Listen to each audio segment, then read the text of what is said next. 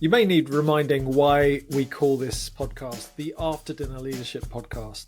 Well, one of the things that I've noticed over the many years of doing training and development and helping people learn how to be more effective leaders is some of the richest conversations we have are held around the dinner table rather than around the conference room table. And interestingly, over the last few weeks, I've been reminded very strongly about that with several multi-day events with dinners in the evening. And whilst the days have been fantastic, some of those conversations at night are even deeper, more meaningful, more open, as people really talk about their whole life as a leader, not just their business life as a leader. And this episode of the After Dinner Leadership Podcast is no exception. We have the wonderful Scott Shute, who is the founder of Changing Work and the author of the book Full Body Yes. And he also was a VP of operations at LinkedIn, and then later became the VP of mindfulness and compassion. And it's interesting. Who do you know who's got a title that has compassion as their title? He's the first I've ever come across. And so it brings up a really interesting conversation. And one of the key takeaways for me is around this idea of what is compassion, what's its role in the workplace.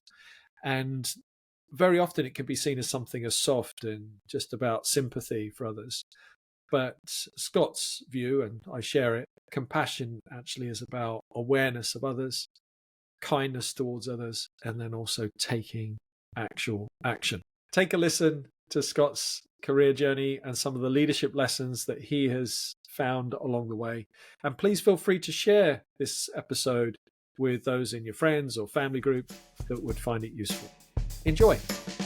I'm delighted to welcome Scott Shute, the founder of Changing Work and the author of Full Body Yes. Welcome, Scott. Thanks very much. Thanks for having me. It's lovely to have you on the show. And you're dialing in from San Jose in California. Is that right? That's right. That's right. Happy to be here. Great. Well, it's great to have you here. And one of our traditions is to offer up a series of quick fire questions just to get to know you in a slightly different way. You okay for those? Yeah, let's do it. Great. Name? I'm Scott Shute. And what is your favorite pastime activity? I like riding anything with two wheels. Right now I'm doing a lot of mountain biking and road biking. What is a quality you admire in others? Compassion and joy. And who do you think of when you think of those qualities? Probably the classics like Mother Teresa or Gandhi, but I'm also inspired by those qualities in just everyday people. Great. Does anyone get a shout out, Scott? Does anyone get a shout out? Oh, I'm going to shout out to my wife Aparna and my kids Cameron and Anjali. Love it. How do you stay motivated? I stay motivated by thinking about the good work that we can do and the opportunities that exist. What's your favorite home cooked meal? Oh, well, anything that ends in my mother's cherry pie. And lastly, what's a piece of advice you've received that stuck with you? Just be you. Everybody else is taken. Well, that's a nice one. I notice you mentioned the two wheels as a pastime. You also have in the background here several guitars. Yes. Are they yours? Funnily enough, I'm at a friend's house at the moment, but I have guitars hanging on my wall at home as well. And so I do play. I've played for 30-something years, and I come from a family of professional and semi-professional musicians, so it's been a long time. Yeah. What style of music is your favorite go-to? I am kind of a singer-songwriter type. So in college, it was, the times were Tracy Chapman and Indigo Girls and James Taylor. And now it's, all over the place. Yeah. I love it. Yeah. Oh, great. Well, maybe you can grab one off the wall later. We can hear a little song from your repertoire. Sure. Okay. And you mentioned about your cycling interests as well. When did that start? Let's see, probably right out of college when I first started Okay. working. I started mountain biking when I moved here to the Bay Area in California. It's a Yeah. really beautiful area. We're surrounded by not exactly mountains. I guess they're mountains. They're not extraordinarily high, but it's really some of the best mountain biking around. So that's how I started. Great. Yeah. I got it. Good stuff. Well, it's a real pleasure to have you with us, and thank you for joining us. And we've mentioned about this side of being an author of a book called Full Body Yes. Hmm. And what does that mean? First of all, we can get into the Sure. book later, but what does Full Body Yes mean? Sure. I think of the full body yes when you are deeply connected to that inner part of you. And for me, maybe it doesn't happen all that often. Oftentimes we're conflicted with our mind or our emotion, and especially when it's a really tough decision or a poignant decision. Um, but when we're really deeply aligned with that inner part of us, you could think of it also as your values, your construct, your morals, your soul, if you want to call it that. When you're fully aligned and you think, oh, I know exactly what to do next, I'm aligned. Even if that's the hard thing, that for me is what a full body yes is. Oh, that's great. And what is one of the ways in which you know that you have full body yes? Mm. That's the interesting part. It's beyond the mind, right? It's beyond emotion. You just know, right? You Right. just know, right? When you kind of check inwardly and there's no conflict, you just know. And sometimes you have to let go of the mind. The mind will get in the way. You Yeah. just know, and then the mind's like, yeah, but what about? Yeah, but what about? But deep inside, you already know the answer. Yeah.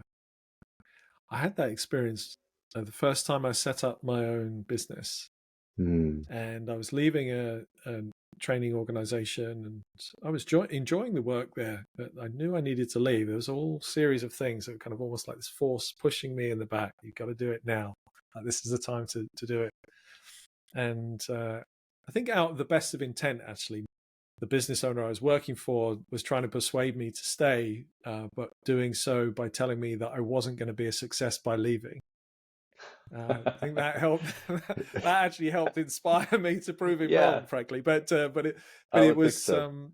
yeah. But I know the feeling you're talking about. I've had it other times too. But it was Mm. definitely like some of the logic didn't make Mm. sense, and I think that's what he was looking at it through his Mm. mind was saying, hold on a minute, you're too young and you haven't got enough experience, that kind of stuff. And That's right.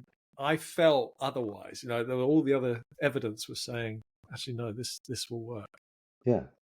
Yeah. And My yeah, In my first real career change, I got an engineering degree. I went into technical sales, and I was doing that for 4 or 5 years. And I was probably okay at it. I wasn't probably great at it, but I knew that I would be a better people manager.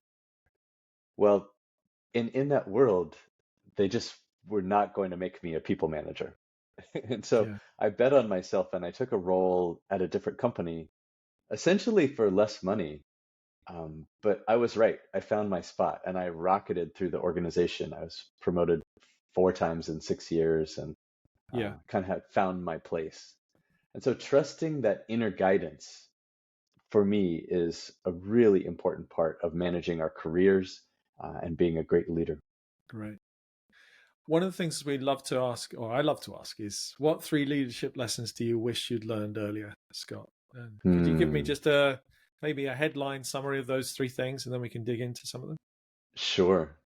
Well, certainly one that you learn by force pretty early, or I hope people learn pretty early, is that it's not about you. And that was a big lesson because for the first part of your career, it's about you. What grades do you get in school? How well do you perform in sports? How well do you perform in everything? And then in your first job, how well do you perform? And as soon as you become a people leader, that part matters so much less. And it's about how well does the team perform? How well is Yeah, the team functioning? Are they happy? And so moving this movement from me to we is very important. And the faster we make that mental change, the better we'll do. great. Another thing that is interesting, I discovered this the further I went. So in my last kind of corporate job, um, I was the VP of Global Customer Operations at LinkedIn. I had a team of 1,000 people, and it was a big job. And I was changing roles. I was going to go be, I'd created my own role. I was going to go be the head of mindfulness and compassion programs, right? So I was in the middle of this change. And before I made this change, I probably had 120 or 130 managers in my organization, and they Yeah. all wanted my attention, right? There was always a line out the door. There's always a long wish list of people who wanted to have lunch or get my ear. They wanted to tell me something. They wanted to get my opinion. They wanted, time. So it felt like I was the light and the moths surrounding the light. And I don't know if you've ever seen one of those, the pictures of the solar panels where there's a big tower in the middle and all the solar panels are facing the tower to heat up water. But here's what Yes. happened. On the day that I told my team I was moving to change jobs and they were going to get a new leader, it was like all of the solar panels in the organization tilted away from me. And all of a sudden, within seconds, and for sure over weeks, nobody wanted my opinion anymore. Nobody cared to have lunch anymore. Nobody, whatever. And so you learn pretty quickly it's positional power. It's not personal power, it's positional power. And it's true the further you go up, right? And I've seen it with other leaders. They're a VP or a president or a CEO, and they retire and they go somewhere else, and that reverence goes with them, right? So that's a very important lesson.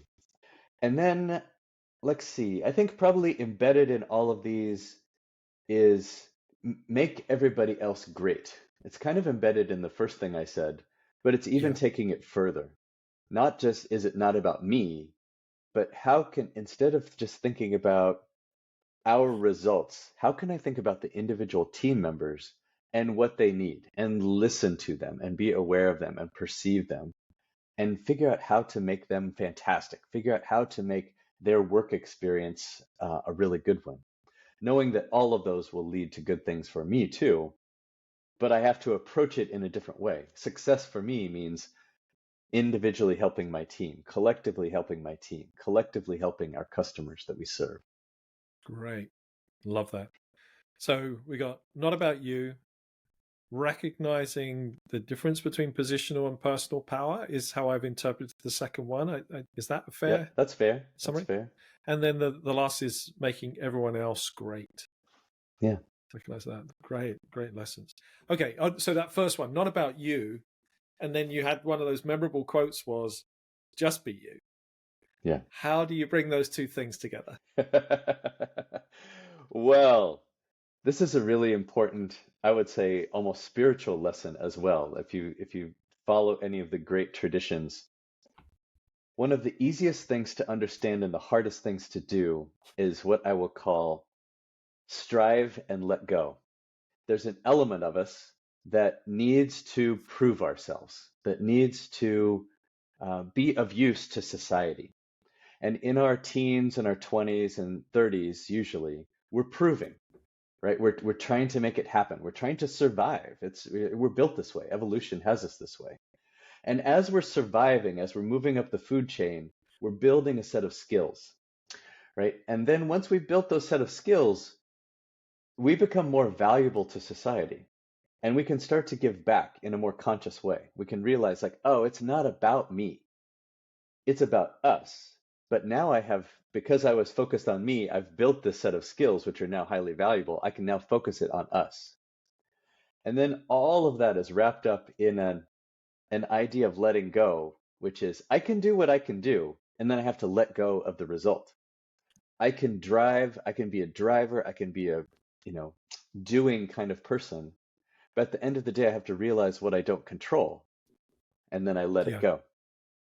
And so in there is kind of not only the success, the recipe for success in business, but it's also the recipe for success in kind of our personal and spiritual lives and our path towards enlightenment as well, I would say.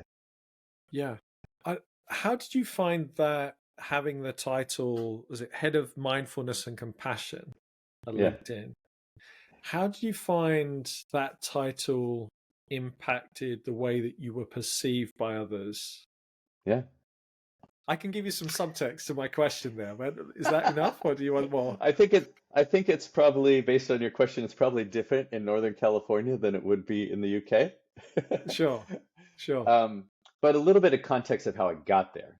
So on the one hand, I've had this career as an executive. On the other hand, I've had a practice, a meditation, a contemplation practice since I was 13. I've been leading Right. classes since I was 19, since I was in college. It's a huge part of who I am. I Yeah, never brought it to work until I got to LinkedIn. Our CEO was talking about his own meditation practice using Headspace. He was talking about compassion as a way of being successful in business. So, because he was talking about those things, there was this umbrella at LinkedIn to talk about this type of thing. It yeah, was in the water.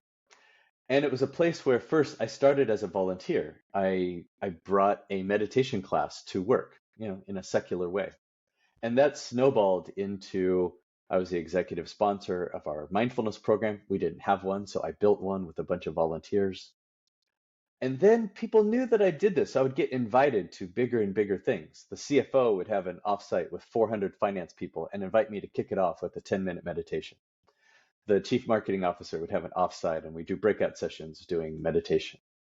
I would speak at larger and larger events. And I just kind of became known as the executive who did these things. And so right. sometimes people would ask, like, oh, like, when did you go through this change? And my response is, actually, this is who I've been the entire time. I just get to be my Brilliant. real self. I So, love that. and to your question about perceived, how did I feel like people perceived? I was at a place in my life and my career where I was way more comfortable in my own skin. At the time, Hmm. I was in my mid or late 40s. I'd been a VP for 5 or 6 years. I just had this comfort level like, you know what? If this all goes pear-shaped and I get fired, like I'll have a new job in 5 minutes, right? Because I was at a Yeah, very desirable place in the industry. And also, I'd reached that point where I had the full body yes. I just knew that this was my mission and I could be my full self without really caring what other people thought about it. Because I knew that there's going to be a wide range of people. People who saw this as very inspirational and saw it as a vanguard of something beautiful, as well as people who were super skeptical or perhaps even anti what I was doing. yeah. I mean, where my mind was going a little there, Scott, was, for example, in terms of having challenging conversations, that type of stuff. Did people have an expectation that you didn't have an edge or that you couldn't Ah, have a tough that's a conversation? Those type of things, because they're thinking, oh, he's just about compassion, and they may misunderstand what compassion means and exactly. mindfulness. There's So a I wonder if there's misunderstanding. something there. Yeah, yeah, And it's something that we were talking about at a company level. Like it's really important that you not confuse compassion with just being nice or yeah, compassion with not being a performance manager, right? There's a compassionate way to fire someone. There's a compassionate way to do performance management. And in fact, if as a manager, you have performance issues on your team, big or small, and you don't take care of them under the umbrella of, oh, I was just trying to be compassionate, so I didn't give them any feedback, then that's a problem. That's a big problem. yeah. And we've misunderstood what compassion is all about. You Right. can definitely have an edge, you can definitely be competitive, you can definitely be a driver, be successful in a hard environment, and be compassionate. I agree. I agree. Do you have a definition of compassion that I you do. would use? Yeah. I What like is this that? one. There are lots of good ones. I like this because it allows me to create a model around it and teach to it. First, I talk about capacity because our capacity ebbs and flows day by day, minute by minute, for three things. The first is to be aware of another person. The second is to have a mindset of kindness towards them or a mindset of wishing the best for them. And the third is the courage to take action. Now, funnily enough, the same recipe holds for self-compassion because I think it actually starts internally first. In fact, when I set off to write this book, The Full Body Yes, it was actually in response to your question. Like, what does it mean to be compassionate at work? I really wanted to answer that question. And what Yeah. I discovered as I went to put pen to paper is 90 or 99% of being compassionate towards another person is all the inner work that we do on ourselves first. Unless we clean up our inner game, we have no hope of being compassionate to another person. So the same three things apply. Do I have awareness of myself? Am I really aware of what's going on? The noise, the good, the hard, all these things. Two is, do I have a mindset of kindness towards myself, or do I love myself? And then Yeah. three is, do I have the courage to take action? Okay, I've seen the gaps in myself. I've seen what I need to do. Basically, do I have the courage to actually take the steps I need to do to be a better person? And so I find that compassion is easy to say, easy to understand, really hard to put into action. Lovely definition. I really like that. What was going on for you at 13 then that introduced you to this type of practice? I'd always felt like I had a strong connection to the divine. I grew up on a Mm-hmm. farm in Kansas, which for your listeners is in the middle of America, in very rural America, about an hour from the nearest, movie We're immediately theater. thinking of Wizard of Yeah. Oz, by the way. So that's the way we go. Sorry. Yeah, you can think of broad farmlands and corn and wheat and soybeans. But I spent a lot of my time outdoors on this big property with my black lab, in and among nature. And I had this really deep connection to nature, to the divine, and one that I didn't understand or align to what I say is the traditional family religion. Like it just didn't Yeah. make sense to me in how how I wanted to express my connection. My brother, we talked about music. My brother was touring America trying to make a living as a bass guitarist. And so he had been out in the world and he had found a different spiritual path. And so, long story short, when he came back, he was sharing with myself and my sisters, I was 13, about this other path. And it was essentially all the things I had believed to be true in written down and condensed into one thing. And so, as part of the practice, it's an individual path that helps us, each one of us, develop our connection with the divine. And so it's been a Yeah. big part of my life ever since. Part of that is a kind of a contemplation practice where we go within. Yeah. Yeah. Very good. Very good. And I love how you talked about this just be you. Mm. And I guess there were periods of your working life where that wasn't the case. How do you find you were reconciling that? Maybe in those early 20s or something. Yeah. That there was a part of you that wasn't necessarily coming to work. What? How did you handle that? It's a good question. I think, if you'd asked me in that moment, I would have said, well, I'm doing the best I can to be me in this moment. Yeah. I'm doing the best I can. And in that moment, I was a good person. I was trying to perform. Um, but sure, there were this deepest kind of secret part of me that I was not keeping on purpose, but it just didn't feel that safe. There just wasn't opportunity to bring it to work, or it just didn't feel right to bring it to work. I think that now as an adult, there's a map that I use to get closer and closer to the center of the bullseye. And that map is called Ikigai, or one of the maps. And your listeners may Yeah. be familiar with it. It's a Japanese concept that loosely translates into the purpose of life. And it's the Venn diagram of four circles. And the four circles are what I love to do, what I'm good at, what I can get paid for, and what the world needs. Right? What I'm good at, what I love to do, what I can get paid for, what the world needs.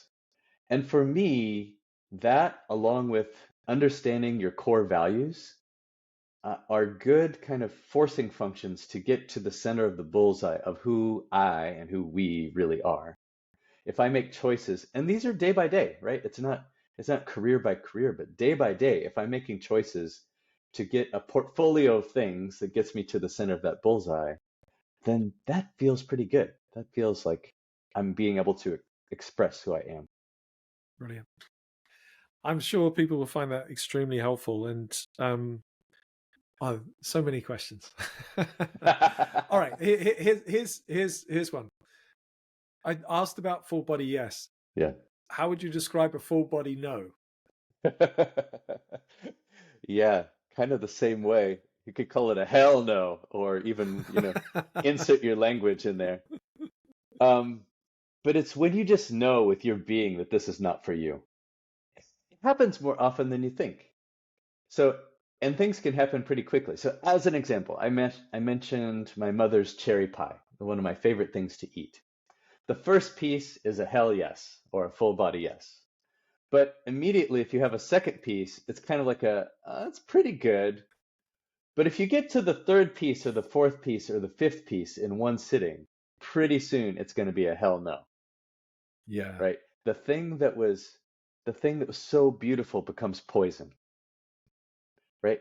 And our lives are like that. There's no black and white for any one thing.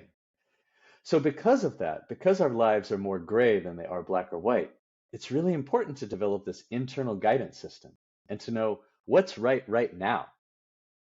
Not what's right. Because I said I like cherry pie doesn't mean I always want it, but what's right now. And so that's where the Yeah. internal guidance system for the full body yes or the full body no are really important.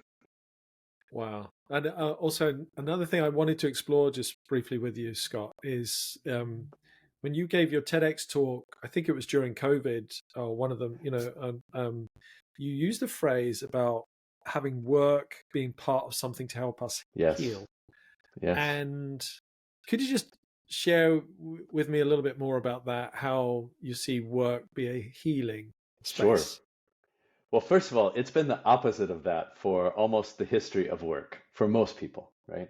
If we just Sure. think about the history of work, if you go back 5,000 years in the agrarian age to pretty close in time, the building of the pyramids as an example, you had kings and slaves or landowners and serfs, right? You fast forward to the Industrial Revolution, the Industrial Age, it was, wealthy factory owners, and you imagine all of us making the same thing. And we are viewed as interchangeable. So for the longest time, work has been very transactional. It's it's either forced labor or it's I'll give you a wage in exchange for, your work. But in the information age, in the digital age, work looks a lot like this. We're at home in our office, we're online. It's very fluid. And what most companies have realized in the information age is that employees are by far their most valuable resource. Okay, so this is the backdrop of why. So, in a place where we see this value, and we've incorporated all the lessons I've already talked about, Yeah. where a company can create a balance for all of its stakeholders.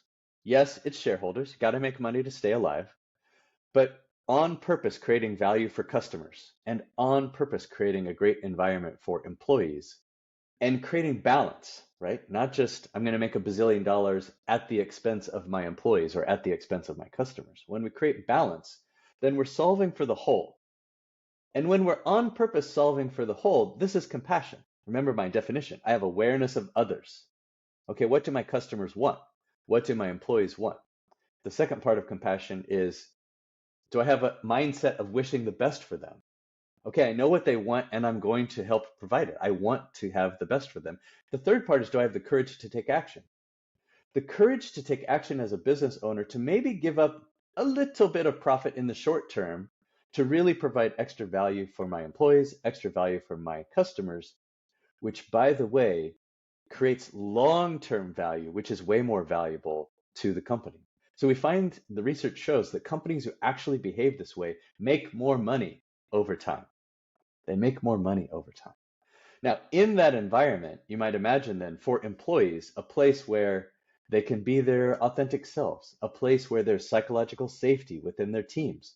By the way, that's the single biggest factor in creating a high performing team, psychological safety.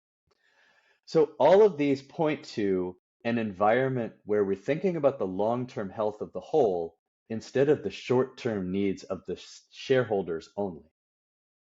And that creates an environment where, as an employee, I can do my best work.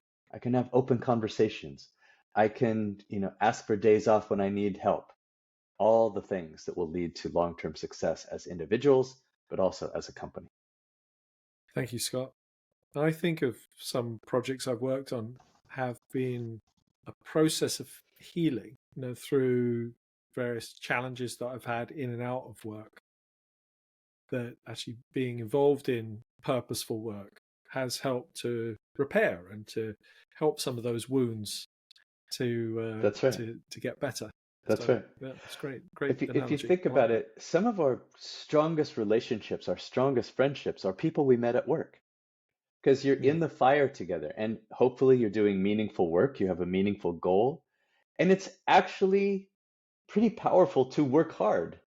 to have something that's a challenge and work hard together of something you weren't sure if you could do when you started out.